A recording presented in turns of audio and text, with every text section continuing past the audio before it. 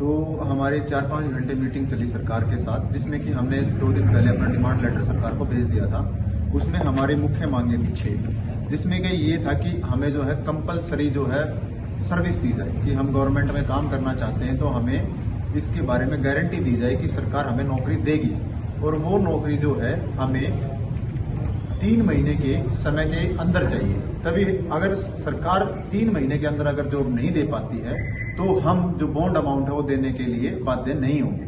तो हमने सरकार से इस बिंदु पर डिस्कशन किया, जो कि सरकार एक साइड तो कह रही है कि सरकारी क्षेत्र में डॉक्टरों की कमी है, दूसरी साइड जॉब गारंटी देने के लिए मना कर रही है। तो इस बिंदु पर भी हमारी सहमति नहीं बन पाई। फिर बात आई कि ये जो कंपलसरी जो सर्विसेज हैं जो हम सरकारी संस्थानों में देना चाहते हैं, तो जो कि सरकार ने 7 साल का प्रपोजल दिया था, और जो कि बॉन्ड की जो अमाउंट जो सरकार ने रखी थी 40 लाख रखी थी, तो उन तथ्यों पर बात हुई कि 40 लाख तो देना स्टूडेंट के लिए असंभव है। तो हमने बताया कि 62,000 रुपये 7 साल के हिसाब से 1 महीने की इंस्टॉलमेंट बनती है, जिसको कि छात्र दे नहीं पाएगा किसी भी कीमत पे। फिर हमने एक बात और रखी थी कि जहां भी बच्चे को कोई MD MS किसी दूसरे स्टेट में अगर कोई जॉब मिलती है तो वो उस ड्यूरेशन में काउंट किया जाए और बॉन्ड को नल एंड वॉइड किया जाए। ये बिंदु भी सरकार ने थोड़ा माना है, लेकिन जो बात अड़ी हुई है वो 3 पॉइंट पे अड़ी हुई है कि सरकार एक साइड तो जॉब की गारंटी देने के लिए तैयार नहीं है और बच्चों को बाध्य कर रही है कि वो खुद से उसको भरे।